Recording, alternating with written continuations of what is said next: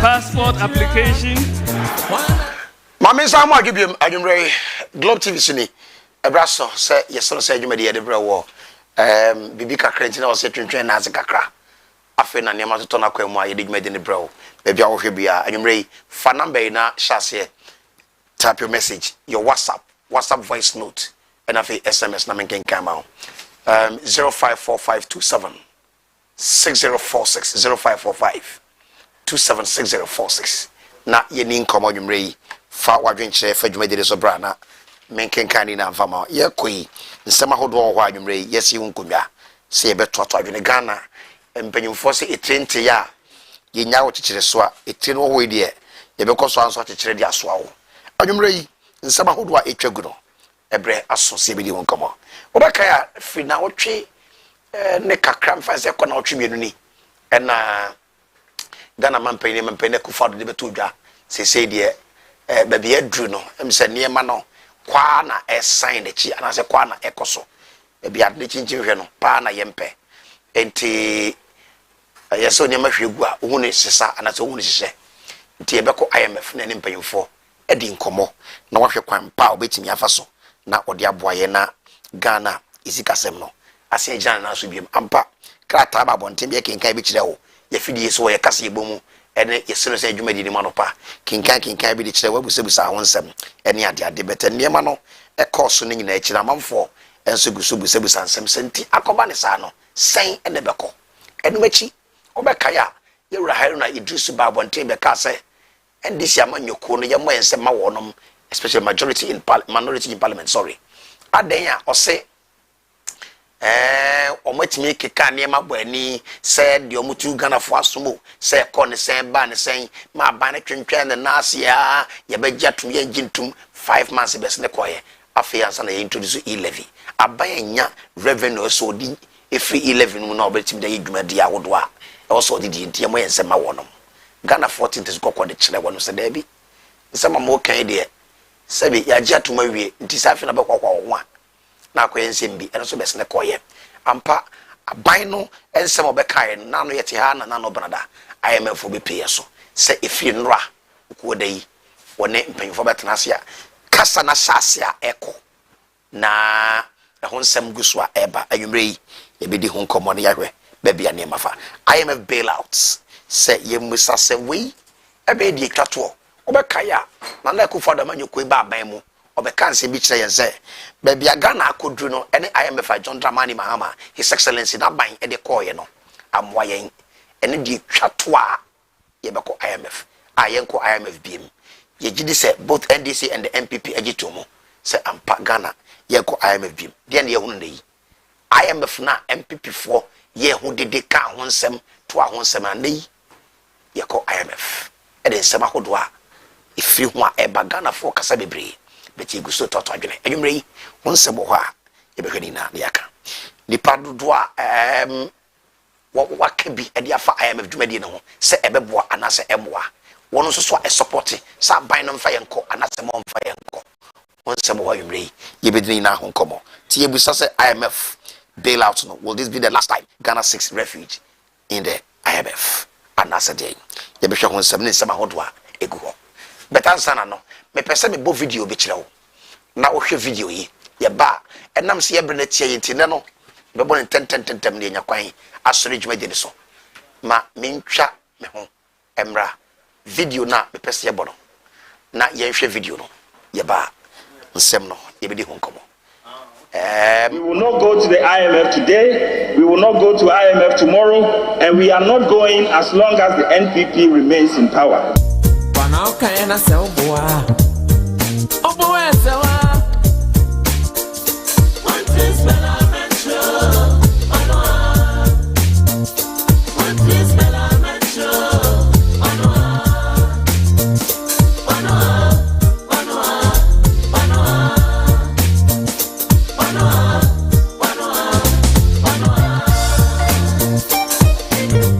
We are not going to the IMF. Whatever we do, we are not. The consequences are there. We are a nation. We have the resources. We have the capacity. Don't let anybody tell you. This candidate is decision by government through a statement issued by the Minister of Information. You were not confronted by an international crisis. You went to IMF because of the management. Why are you not telling us that we are going to IMF? When you it is Sikaso, Omenyo Yamai, and Nam, a memoir and Queen. A comedy.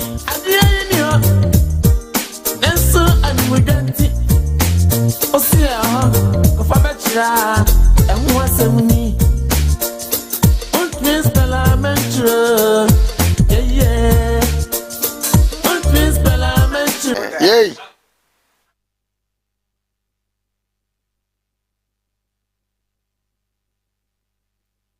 Ma ya trust on your fetch me and then we nyam voice no say the also nyano no but ni nyina mo no ye boa na yakọ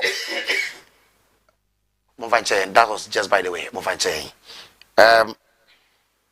awie ye te se occupy Ghana be kan sem bi se senka ban etimi recover sika hodo a ehwie fa nchen ehwie gu a anka IMF no there is no need na ma for say hey Ghana for gusu de this say sika nyunu kwan ben so sika fa so a enyuno honsem wo ho ensem de doso Ghana edu sabre ya na obi e kanade fresher group Occupy Ghana is not enthused about the government's decision to seek financial support from the International Monetary Fund IMF. It believes the government will not have signed up to the bailout program if it had shown more commitment to recovering misappropriated funds. This return to IMF for a paltry $2 billion leaves a bitter taste in our mouths. We will not be submitting ourselves to this forced and humiliating Ghana. Is not yet beyond aid position if we had prevented the losses and thefts in the first place. In the second place, we will not be here if we had taken the simple steps for recovering the monies lost and stolen. How credible is this return to the IMF when the monies we seek sit comfortably in the bank accounts and pockets of those who caused us to lose the monies or who stole our monies? Portions of a statement from the pressure group said, the upper channel said, among 4 years, you so makane ha over and over.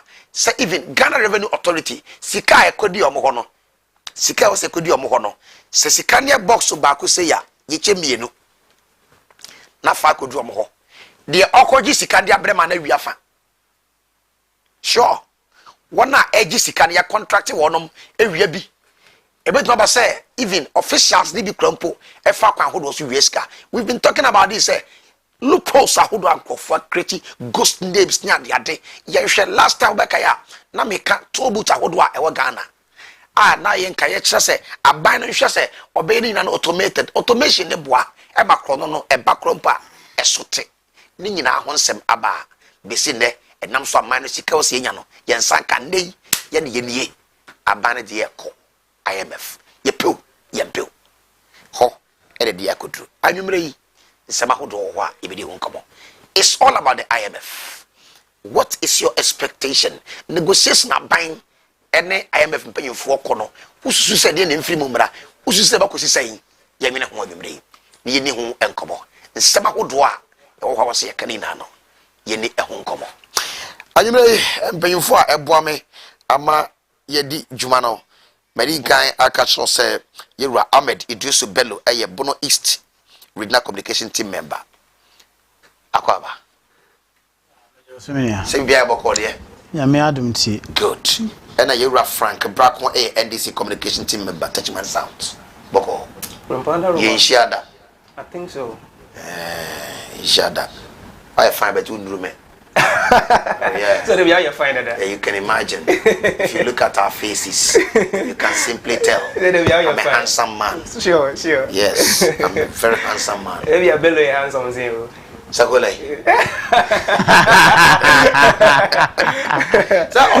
Ono say nyame adoma ochana namba e ochana go say that. So you're Muslim. Oh yeah. nti o chana se kwese da ba chechena nyame adoma o chana nyame adoma nti o chana embo ya fruit so famra obi an famra nyame be hwe obi ye hia wa hen ye de ebe ntage ebe nkintampo okay ti be hia wo mate oba ale sebe prepare bibi dia so matiasia bibi ebe kama matiasia point be je contact bibi ebe kama e ba so ebe ba ne meme una di kan ba ye ko IMF and this amanyo kuna mo di kan de ye ko ye mfa de say from John Dramani Mahamat to Nanado mo de ye ko ye Nanado na ban be ye de bebere sa de na mo de ye ko na mboa ye e na mabo ye ka ye nya kwa mfa nkofo edwum mo dio ya se ababiem ya be start IMF. Let me give you the first 10 minutes on IMF. What is the position of the NDC? Anymore, my friend, di kan fema omo hwe we biara wo hwe yen ne biara no ye chiawo na memfa enche tosumi no so nkoma NDC regional executives omo wo Bono East, especially chairman UNESCO na ebi so nko ema communication team ni nyina omaje bre da biara tenase kasa ema Ghana fo esi hu enema ekoso no anopai ye de enchia emom ene wetiefo nyina. Uncle, IMF program. Denti NSC call IMF. Na reason ben na ewo ho SSA obi etimi call IMF. Na IMF no kra no se obi kwa e kire se enipa no sebi onim amemu. Ana se okwa e kire se enipa no onim e de oye na.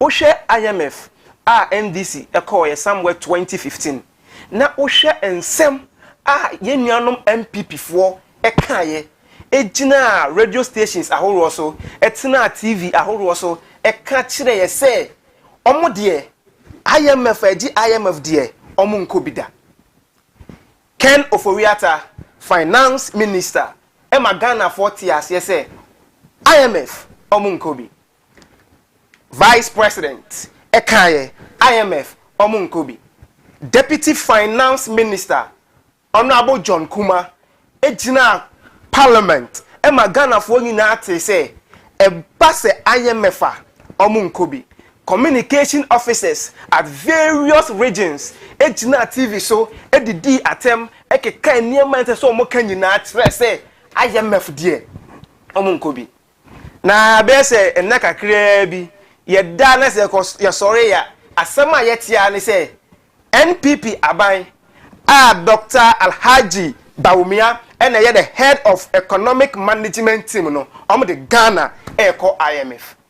Now NDC as a party yanu yehu ni say baby a Ghana edu no any ekwanya NPP for etimi eruli oman ema ahokyere ema enkofo ensimi hu de omoye omo ton yento no petrol diesel bu a ekosoro ema Ghana obia ho tete no akuyafo ebre ema enkofo enhu dombesi aye wo emramu no ye NDC fo de ye gitum se se NDC MPP sorry etimi call IMF but ye can say oman no say ya check enti enka esesenta IMF no anka ye call it da na emom omo de aba but obibusa ho say assemble na ye ka so because of IMF we actually the hypocrisy state of NPP say omo de omo nko IMF IMF na enne de omo de Ghana eko IMF no busa say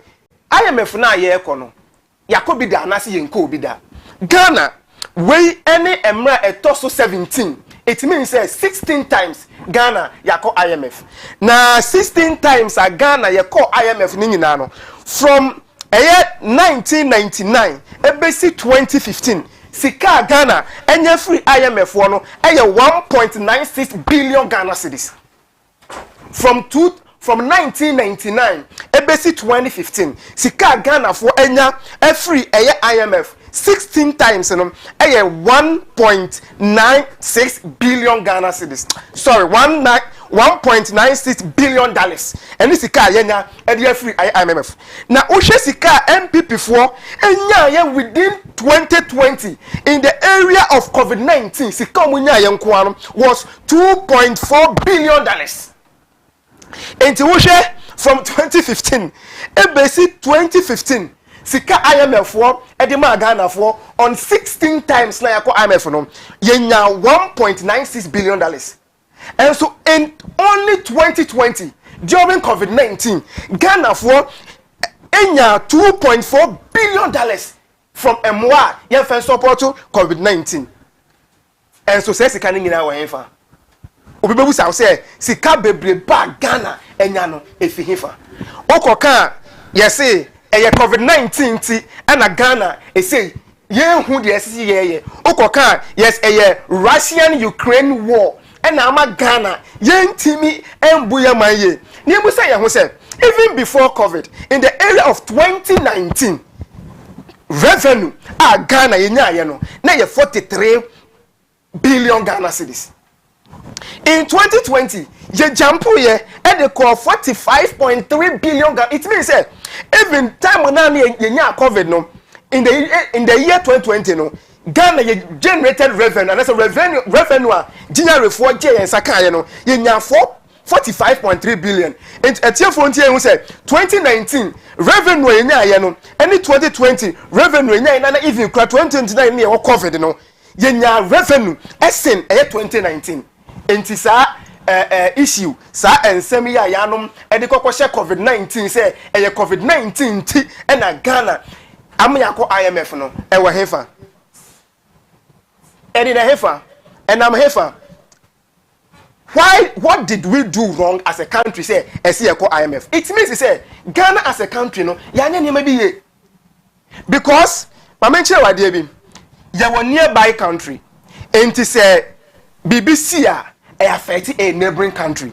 So you can talk about Togo, you can talk about Cote d'Ivoire, you can talk about Burkina Faso. You say in that same 2020 na COVID ba ye no then ama we say esi ye enti omtimi e control omaniama sa. It means say omo no me discipline in certain areas of the economy.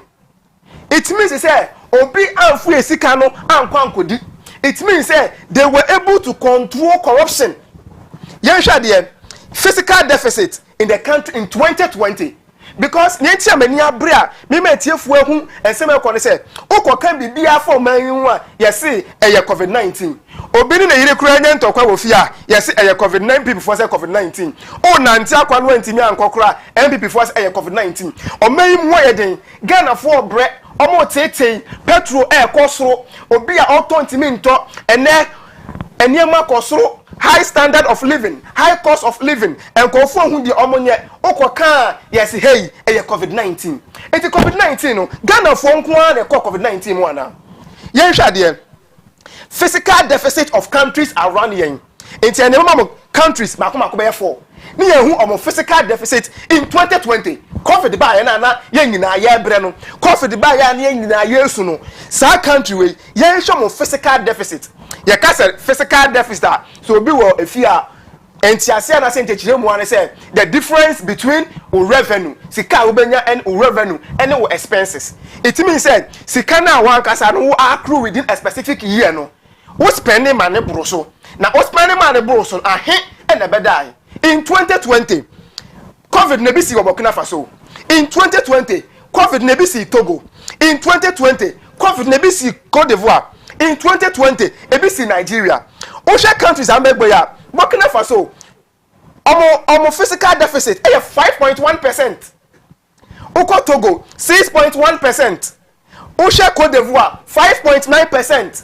Nigeria 5.8%. Omo kwa bom ye federal state.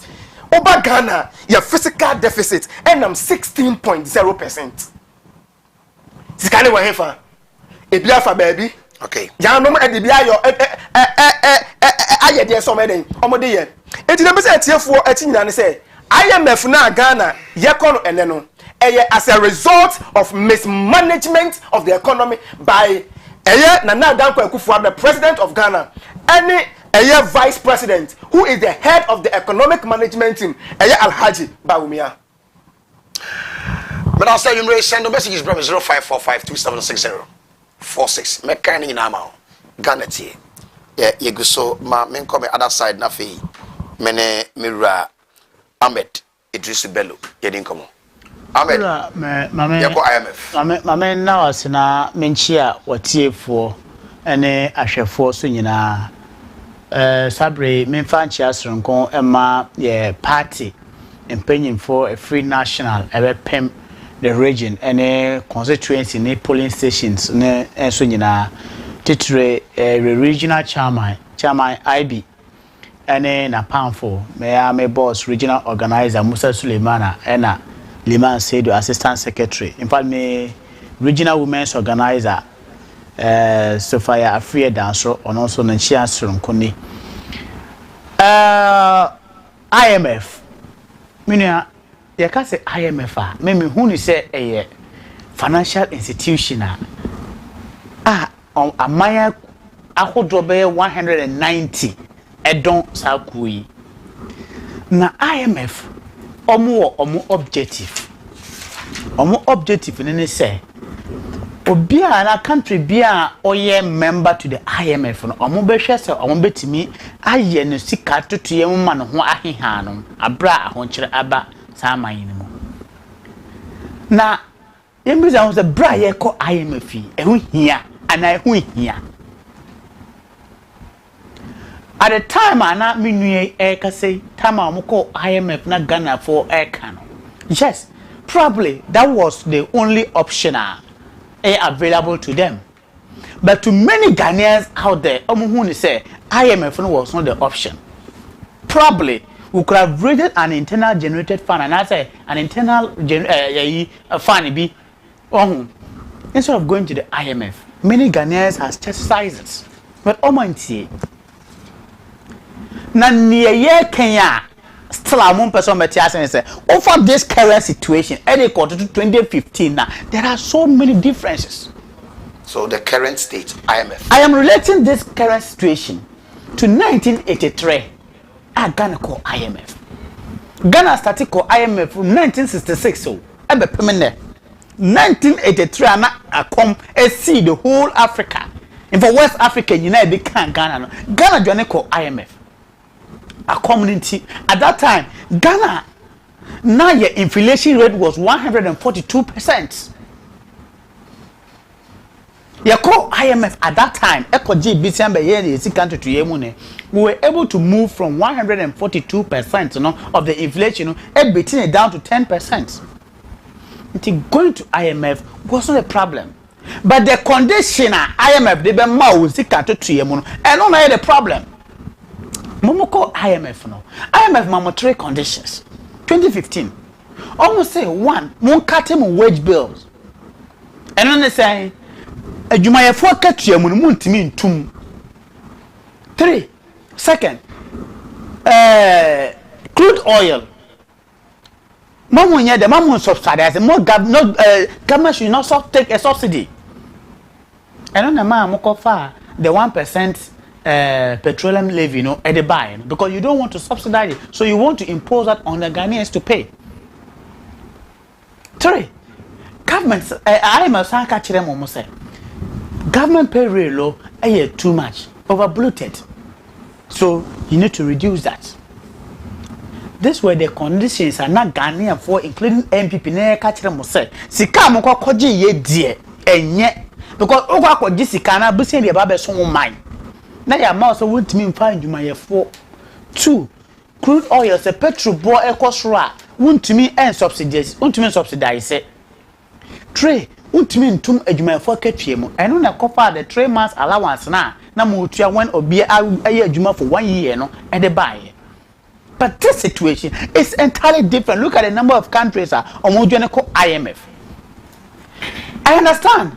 The countries are all mentioned there. You call Burkina Faso, you call Togo, you call Cote d'Ivoire, you call Nigeria. But the question is, all these countries, are they running to IMF or not?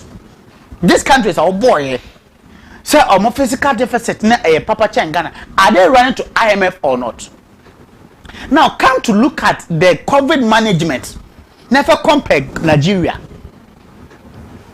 Never compare Togo. When people among COVID tests, they were running it weekly. We were running hours, daily and hours.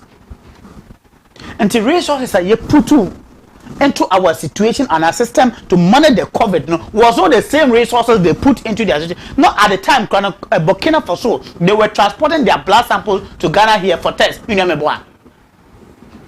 So you cannot compare these apples with mangoes. They don't match. What we are praying is that this time we are not in normal times. We are aware, because I cannot remember the last time and I wish no smash. You are aware, so we are not in normal times.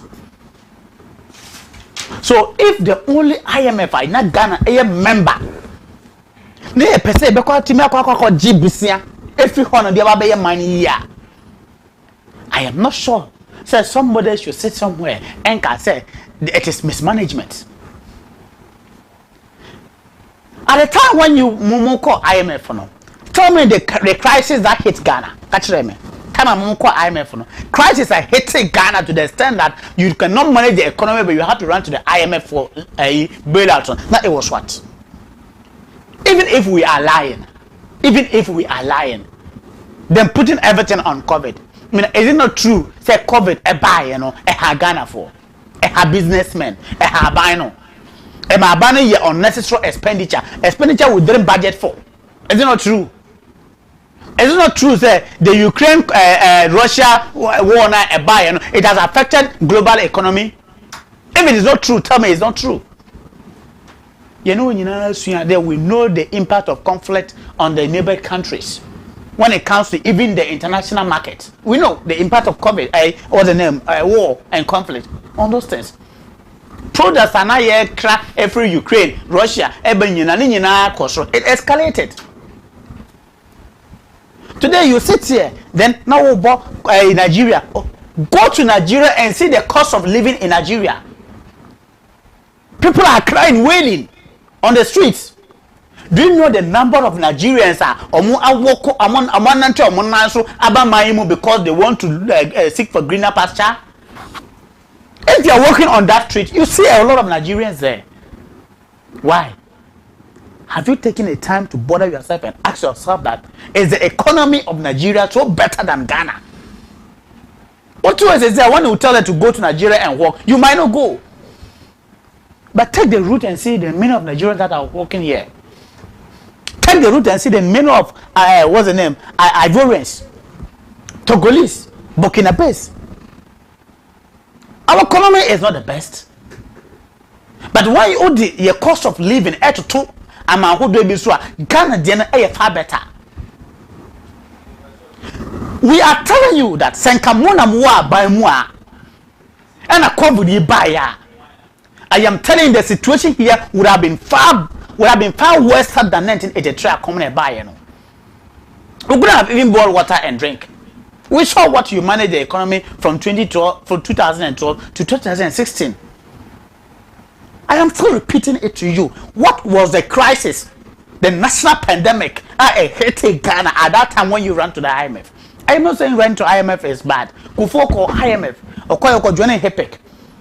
Yaka $66 million, almost so at the Maya $24 million. I'm a much as a yamfa kana akano and as a kana akano, Namfan a health, school and agriculture. What did that? So if we are comparing 2015 IMF any 2007 Kufoko IMF, we have benefited in our time in Kufo's HIPIC time. I can still remember when Kufo Kato or HIPIC. Most Ghana is not a poor country.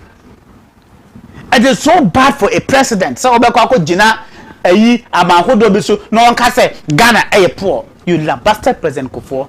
By that time, Kufo listened to the voice of the people. Not the cry. The people were crying for hunger. But Kufo listened to the voice of the people to save them. Into Kufo call IMF. Or call IMF for Jordan HIPIC, Ghana at that was $66 million, Almost to the Maya $42 million. You went to IMF and borrowed. Mobiles, how did you use them? Let's all pray say all these processes into the IMF it goes through, and I am telling you that this IMF is not going to be the last time Ghana echo IMF. Okay. Because the last time Ghana will go to IMF will be when Ghana will exit from IMF as a member. That's only the last time. Until that, Ghana will continue to be with IMF. Because we are member of IMF, we pay our dues, we pay our contribution. So why won't we go there when there's a problem? Yes. And it's a many of the NPP, many of Ghanaians have criticized you. Some call IMF. At that time, but the condition that IMF get to and you heeded to it, that have that disturbed Ghana. So the differences are clear. 10 minutes now. So me try me ho aba. Are you ready? Jifas P capsules and mixture you pa and yes a man member. Sisi ya bia make say sisi hawa men konom painkiller bia na company bi say opese ko bi de cause ye gonorrhea, syphilis, candidiasis. About with you pen and patch or doing it. Where your capsules, Jifas P capsules. And he said that here. I walk box one shim, a shabox you so. Nti ubi so no way. Patcho be me no anopa, me no via, me no numre, no na fa hudi. We ni bonye den simple kra. Oko e bi draw store bi amu a e bi ho. Afa ni nsu nsu die. Jifas mixture e die. Ubi so a e so to ano e shim.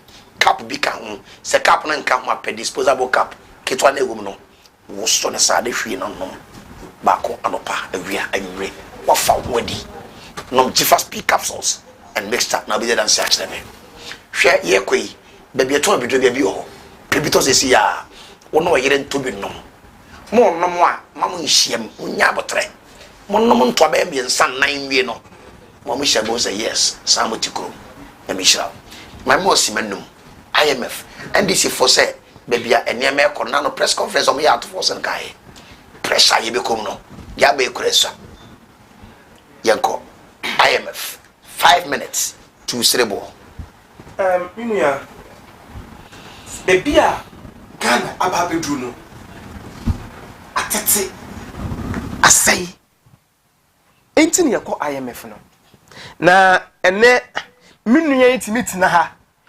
Ghana for who say IMF a member state and I say Ghana you belong to IMF and to see you call IMF there's nothing wrong yenti o man we mu and eye omo MP honorable Kennedy Japan etina TV ka kire Ghana for say oye obi a ubu o man na say okọ IMF a wa faili intene ba ne say and omo ko IMF yenti o ma we say mu ena ken oforiata e ka kire Ghana for say we yi IMF mu fa Ghana for sika e bi ko ye kenke party e di ni kwa yenti o ma we say mu yenti o ma we mu ena John Kuma e ka kire Ghana for say because of 11 na ye ba beji nti no ye nko IMF yenti sa o ma we mu ana yenti o ma we mu ena eye Alhaji Bawumia vice president of Ghana e ka kire ye say IMF yenko bi ana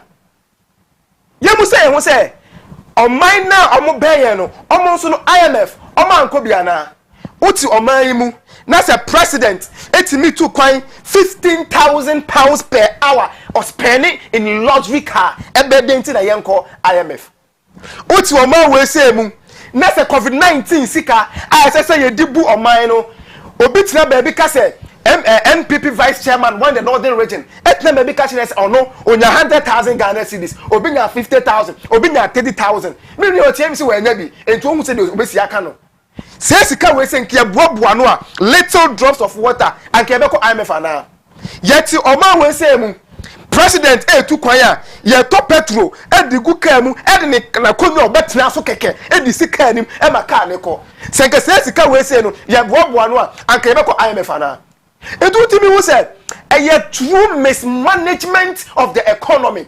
And I'm Ghana say, yet me ako IMF. Ghana for air quite here mo. Petrol walk osro. And let me know be able to me your top petrol saying. Yet to diesel saying in 2016, the car said don't money Mahama any memo. And so that time no near to diesel 14 cedis per gallon. And now me no can say yet to diesel almost 60 Ghana cedis plus per gallon. Ghana for come here mo. Ubetne catch there say Russian Ukraine war. Russian Ukraine war I say obiyawu na invite wo fie say bra. Na wo call ya no enipa na ne papa na say ne mama yewu na say ne nuyewu no wan ka say wo ko so ase no. Me no ka say Ukraine for inflation at the 18%. Ukraine for inflation at 18%. Russia for the 18.something%. O man ka say dem to konesi wo mu krom no. Yen Ghana for inflation na say. Your inflation is 27.8%. So what are you telling us? It is as a result of mismanagement of the economy. Now maybe so no IMF, Ghana IMF. What are we expecting? A minute. Ghana after the near memu ba be because here there are some policies be ye beyi efrim. Enti na no be start say Ghana 4% omunye good deal from IMF. Yema eye former appointee of John Dramani Mahama. Yes, tepe enkoka ho no lobby for good deal because MPP should be ready to sacrifice some of their flashy programs. Since when 9DC be hunu say ye call IMF niam be yeding. Since when 9DC mo be hunu say ye call IMF Ghana for ho be kire. Hwe wo hwe time Ghana ye call IMF ya bibia ni ho. Then times na John Dramani Mahama edi Ghana ekwa IMF no near we get fund bi da ho near we stabilization fund bi e da ho enti na onim say so the Ghana for IMF kramba their ways and means obetimi the actual debt no and you say you say get fund stabilization fund na way. So why has mortgage ni nyina ko disika edi ni basa? Why has the NDC been pushing this government to take Ghana to IMF if you really know say you call IMF pressure ne be cost of here? No, because cost of living, I do admit me use car. Yeah. Pressure me to fuel. Yeah. Me use diesel car. Okay. And then diesel 14 cedis. Yeah. Baby cry above 14 per liter. Yeah, to some filling stations. Yeah. Me who see a ton of 14.59 pesos. Yeah. Okay? Yeah. Since when na me busa say since when this for be say. Yeah, catch it. Say why were you pushing the At that time, no. At that time there was a way out. Ghana for just the bet. And this is what catch it. MPP for catch it. I've been preaching on that one. Oko Parliament. Parliament for can be 12 months ago. About a year ago. Parliament is a place of records. Omaka on several times said, baby MPP for ebu o man we say no. Very important. Very important. Bro man say, ye be call IMF. Na kwa strategize enema. Na nieti America so man be dey say, Ghana ye ni hwi. Ye kwa kire IMF for say, okay, my $2 billion no, na betimi eden. IMF for no, their money revolve. A cycle. Sika no mo de ma ye ne no omo pese sika no ese de kobo fufuro enti omo be say sika ne de ma wo ne no ubetimi atue sika na John Dramani Mahama economy se be sika kire wo no ne o get fund sika da ho ne o stabilization fund e da ho ne o sika bebre e da ho enti onim say se me koji sika we ya their ways and means metimi atue sika no nti me problem with the NDC ne say munim se nima we na ndi ho ye kwai ho be kire be still mo so mfa ye nkodo de yakọ ye ne it is better than nka je besi no. And let's work is when kids carry the Tomoka. Okay. Because remember, no see no. Tama NDC for such as Omo Kachira, a gun of MPP for say Yanko IMF and because we saw say one, Oma no Baba invest where country because Oma lose hope. Our money. Osha ye CD to dollar depreciation now high. Ye CD to pound depreciation a little bit more than necessary. Ye CD to euro very high.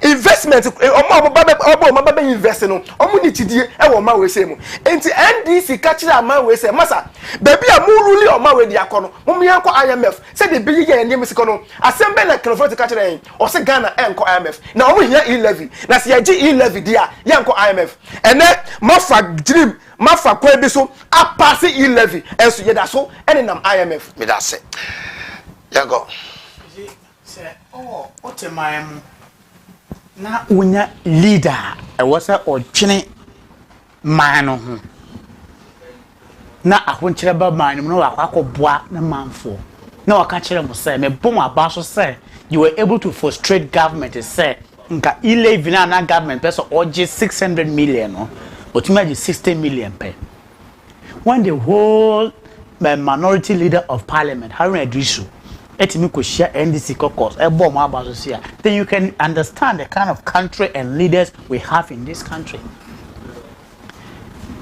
days ago, John Mahama, oh my Ghana 40 as I say, or three MPP for another band we say, baby a man a drone, young man uncle IMF, Nanko GBC.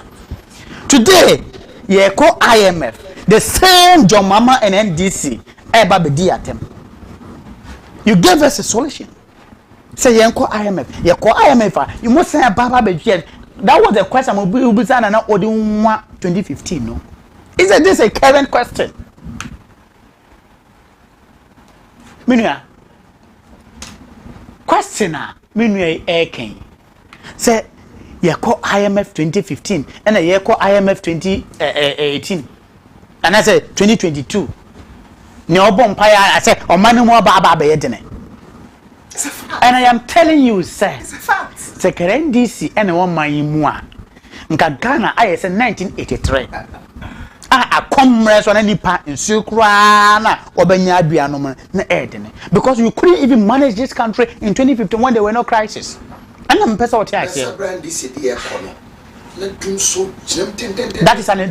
is a local and local show a gross of incompetence. No, but they managed the doom so. And what managed the doom so? NDC time they solved the doom so. So how did they solve the doom so? No.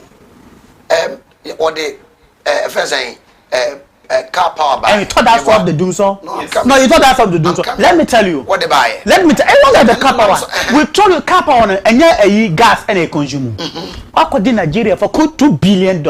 Want to mean 2 years how now the Fidia Babesi now want to mean fuel. You cannot buy gas to that. Mary was on the problem. The problem was that Ghana for a catch any for said. Your problem was Canada in Nigeria no $2 billion of gas a year and it couldn't flow through the pipe. When we came 6 months of MPP, we paid 1.8 billion in Nigeria. Then the gas started flowing. You thought that car power and those and solved them so. MVD. Say I want now we use fuel. Run a year. Next time we got on video na fuel anymore. How are you going to run it? How are you going to run it? Is it not even incompetent to say? He was very quiet. Is it not even incompetent to say? Said do something here called IMF. We inherited it from. I don't even do so to say. It's not even incompetent to say. I am telling you that.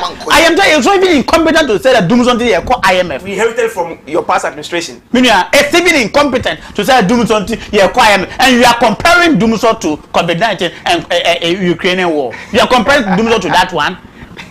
That's what, is that the situation we have come? The resources you are getting. Is that the situation we have come? The resources you are getting, bro. Huh? Is that the situation we have come? Check the resources you are getting. Look, I am telling you, sir.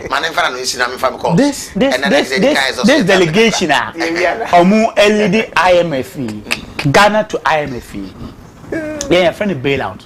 We are going to choose the best policy for Ghanaians. The best policy, Emma Mekachi said, Yente Aketuaso. The best policy among my catcher say my government take a subsidy of crude oil. The best policy about the catcher say my Ghana and cutting a wage bills. The best policy among my catcher say Nipa year juma 1 year yenko 23 months. That is not the policy we are going for in IMF. He's telling us that okay IMF who told you that? Said by who? When did I say that? If you go to IMF, you are going with your policies. Then IMF is going. It's like you join a budget. Please. It's like you are joining a budget. I didn't say that. It's like you are joining a budget. Please correct him. What the budget in the car? No. Now, Fred, when you partner will occupy the nephron, you sit there and negotiate. That is why it is negotiation. That is why it is negotiation. So take it and accept that you manage this country poorly and we are what? Correcting it. We are putting this country on its feet. The hypocrisy of the MPP is unmarginable. It's unparalleled. And that's what Harry Duze and Jomama is doing. Hypocrisy. The same thing Harry Duze and Jomama is doing. Look at the level. Neno yedi yemre ni tia ye nti I say yemre na ye nti nte kakra etie from fight ye share that 0592288584 0592288585 0208440943 munti o mbedi masem na mamusisi onya botre munni o masem na mamusisi an yenko Jifas P capsules and mixture e du papa mamfo ina ajatum munni o case ni mom ne yenko Ghana for yetie mo your first and the free. Hello. Yes, good evening. Your first and the free. Yeah, but you have something that's a free game. Mamintio, Jema Bono East. No, if yeah. Yo, we are near my family. Let's say before. One word, Jimmy. And the additional money beyond with that, I think I don't know if you are looking what they just want to ask you who depend on Kenya, who are going to win the town. You know, you need the other times that I'm open your job. Now, no, it's a new idea, possibly. Yes, and I won't know until I just say the entire man is a boy, so I'm going to say. Manago, this is the benefit of the play. Now, I can tell how the girls yes. No, here, no, I have a connection. Yes, better than fighting out. What is the cause of the Catigua? Ya can't let our soon die. I don't know if I'm not quite ever get the mine. If you don't know, so quiet of no, or I can't or we can have a die. No, yes, I want to say to you, Taganapo. Now we follow a little bit of the we are not one and into the first letter of beauty. Yet the man never got that. And you know, so I was young for me. I'm the mouth of my body and other lands. Oh, we are out of shape of a trouble. We are okay, we didn't know about your own about the other day. If you have a radio, so I won't trouble. Now, sorry, me out here radio. Tell me, you're in the Wadri, young castle. But that's only a minute. Can I say a phone next opinion too? Hello? Hello? Would you anybody a case of film in you? And it's your first to join. Your first saying? Your friend has key. Mine too. I was going to decide Diana saying Pipino. If it's only decided to finish a walk and a COVID-19 scan, a month of Woody and Biaka. Now, a Woody and a Bika and Sikano can be a man can be better. What is Kano Biaka? Woody and Dinama, no matter and I had a cow over Catcher say, Abuam, I want Abuam. Ah? Sika Woody and a Bika and Officer and Sikano, I can afford to be Kunta Biaka. Ah? And Yaka a free Kai. And then the COVID-19, you are more for the buying or more Dimabiaka. No, the catcher is a woman. Oh, a Jaffa by a That's it. Your first and next of film in you. That's it. Unfortunately, you're losing. Hello, good evening. Good evening, sir. Anybody a case of film in you? If I saw your fellow Kofi aboard, because I was and catch him Konongo. Yes, you Kwaku. Mamma, Minian Pipinina Papa. The Casara Casaro, I saw Ghana flashing. And you did it, and it is and you did a map of it tomorrow. Okay? Your hair, dear, a bar, Abba Ghana, Honey Yasina, Amma Yasina, and net bedroom for any even a Britain Prime Minister, where resign. The British Prime Minister resign. And you may go or more down or more close. And you may go the better now what you mean. And he said, I said, COVID-19, and how my gun and you are seeing near that I own. If you make a gun and you said, and this year, I'm a good about my gun, about my gun at my brother. Contributing Kwan or Munuya, or more minor. You are in a minute. I say your first and next of film in you. So,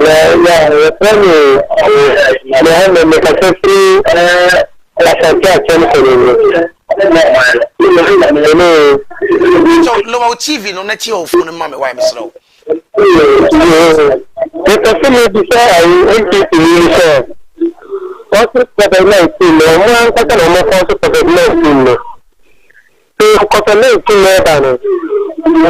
Ọmọ di kẹ́ńtì ń bọ́ọ̀dù ẹ̀sìn náà ọmọ di ilé politics ní kílẹ̀ kọ̀dọ̀ náà sí lè dáhùn rẹ̀. 2015 ìdè náà báyìí that ndc tó ọmọ inú nàìjíríà ni ọmọ kì í tún bọ́ọ̀dù ẹ̀sìn nínú ìlú náà ẹ̀yí ìdè náà ní ìtìlẹ̀ ń dábọ̀ ọ̀nà. tó kẹ́kẹ́ ẹ̀ fẹ́ ọmọ ní ìlú ọmọ rẹ̀ ọtí di ọmọ àmàlà náà ọmọ kọ́ àyí IMF náà. nípa ní sọ yẹn incompetent náà ẹ̀dá náà nípa ní kẹ́kẹ́ ẹ̀ fẹ́ kọ́ IMF náà sọ wọ́n kọ́. nípa náà ó ní ìfẹ́ náà. adé náà ọ̀nà dáadé tó náà sọ wọ́n kọ́. It's a right. But Only baby, and the occasion here is you cannot say that. Yeah, first and next of film in you. Hello, Innocent, I'm taking my. Me and you, Innocent. I'm said the message you might have did market in my mind.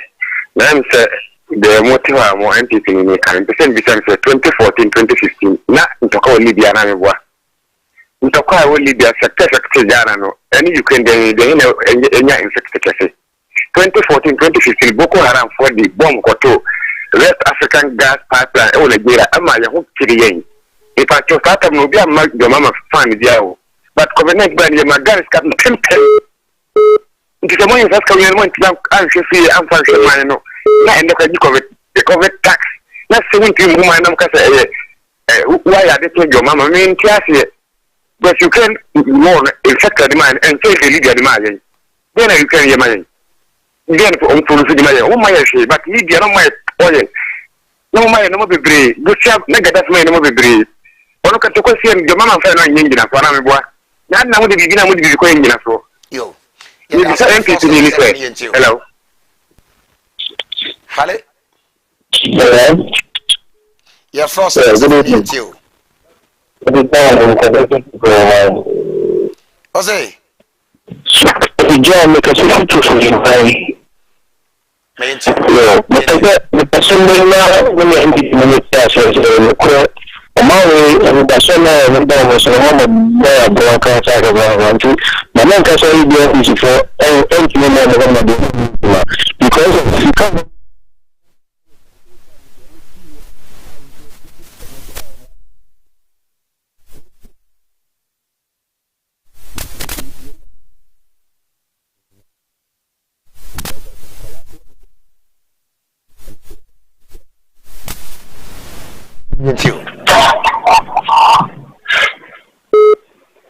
Hello. Hello.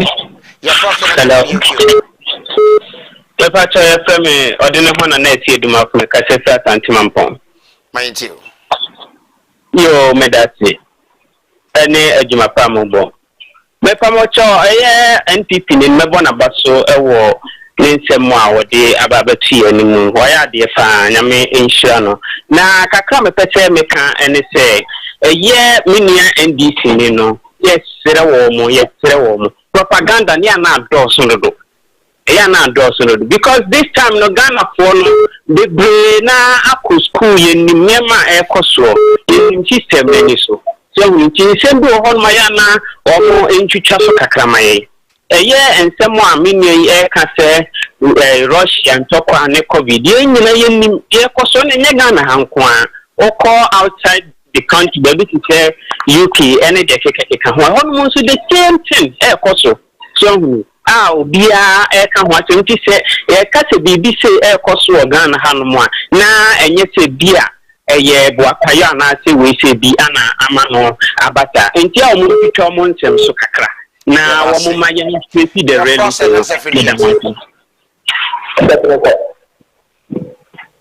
Hello. Your first saying now, Casafine. You did that. I'm a few Ma, Yentu.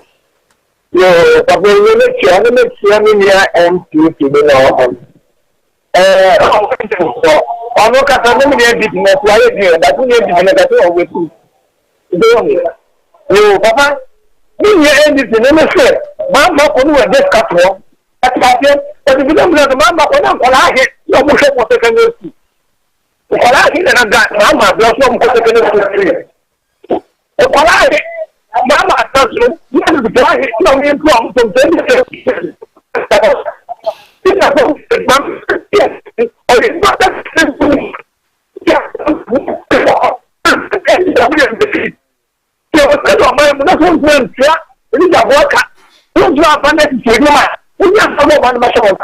Papa,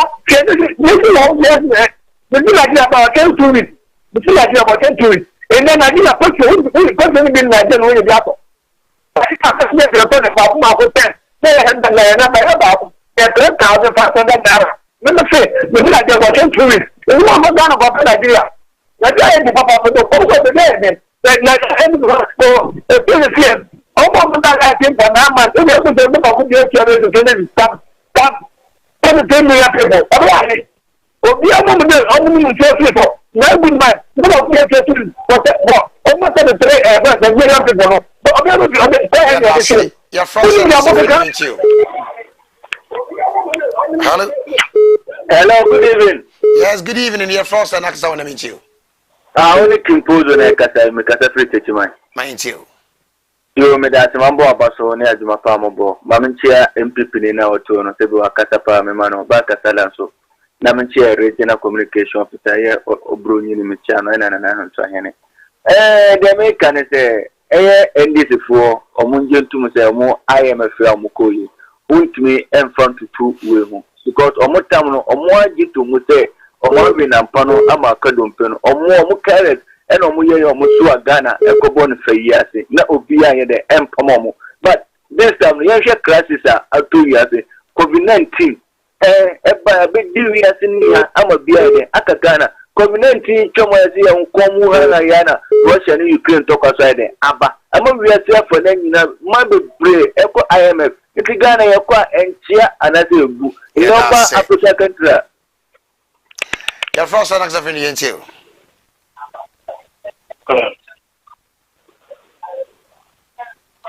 Your first and next after you. Hello. Hello. Hello, good evening. Your first and next after you. Your friend Jancy. Your friend Jancy, because of the Western of Mamincio, Clubenso. Hello. But Clement, because of the Western of I just make here, you want to be now what you want. A bona basupa. And this is for you, who did the candidate. I come propaganda and Kwa Moba, Aban, the wood of Muya.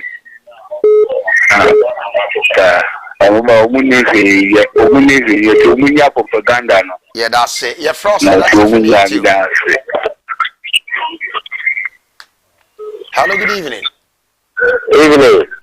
Good evening, baby. I can't say phenomenon too. I tell me, because I feel good already. Back to my farm, my Ghana, my. Okay. Your first. My name is Johannes, the first good already. Matty and you. Maybe that's what you can say. Everything you know what you are, what you and why it's true, yeah, over green now. How China and your Muchala.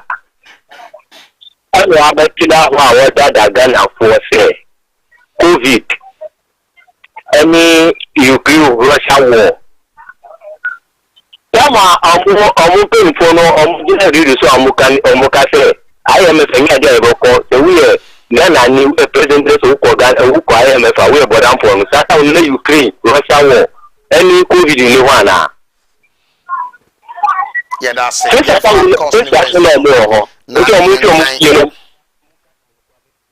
Na yen kan messages nim fama facha me and na brand di kan tia yen ti no sa na beba ma men kan messages nim fama anwumre na edos broso.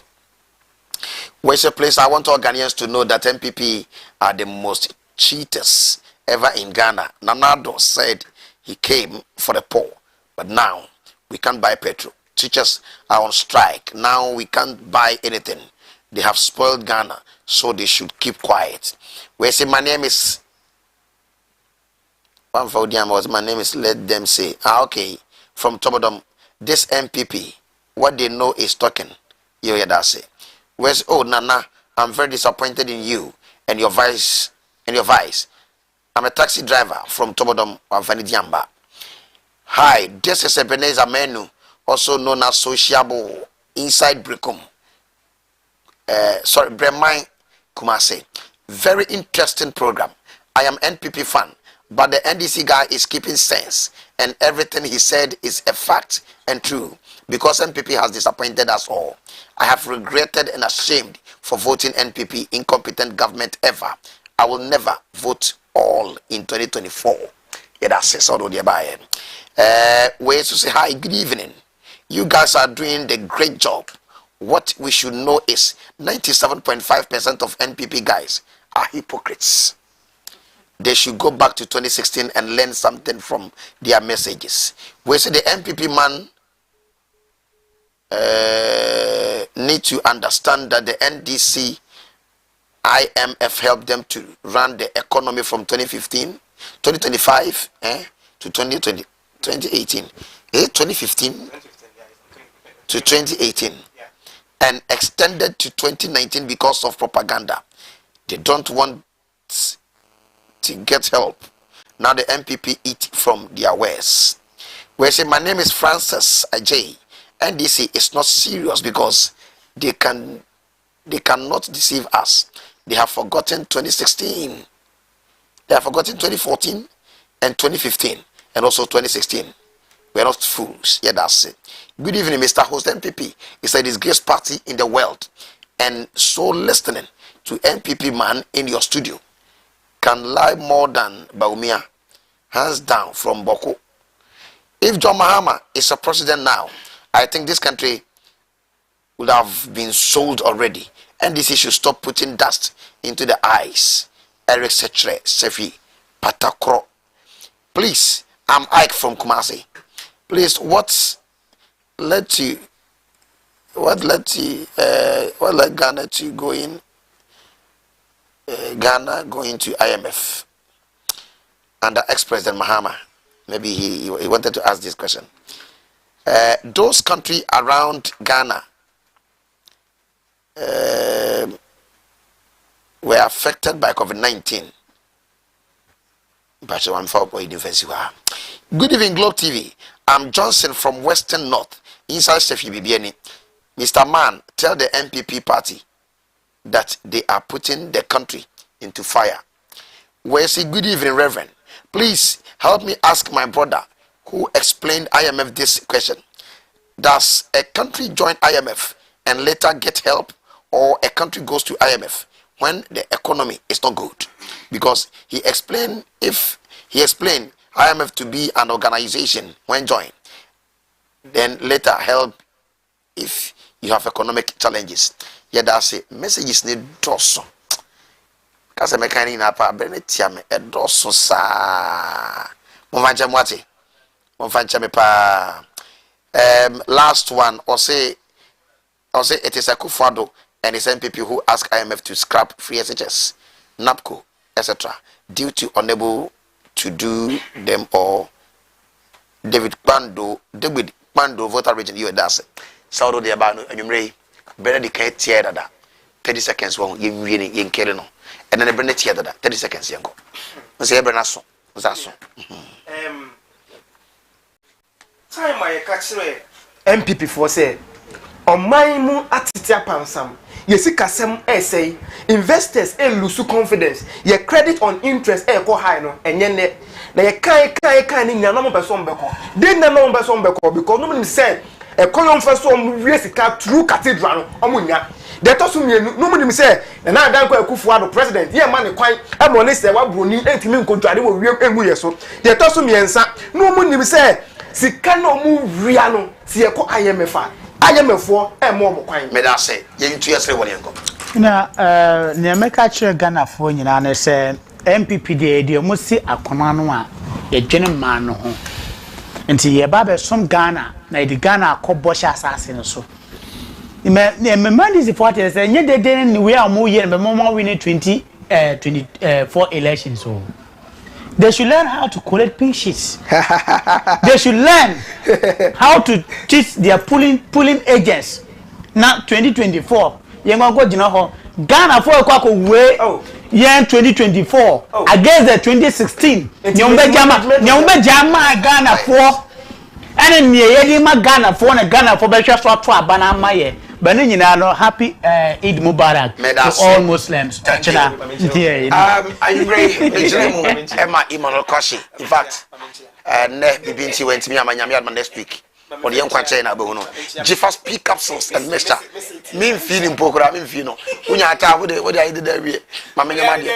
Jeffers pick capsules and the mixture na boy that made a bread. Ghana a program produced by Nana J and Joanne. Kevin, your cameraman. Ike and if as mama nyama MCR me did Kofi Asamoah Aning. God bless you so much. Good night. Bye bye. Yes,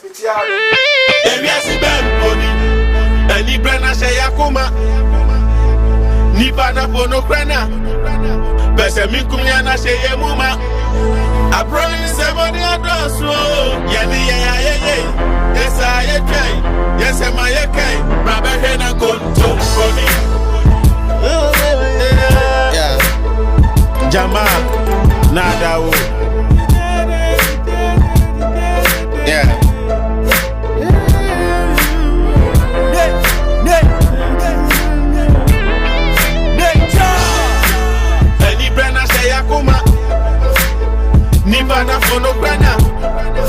say me kumnya na say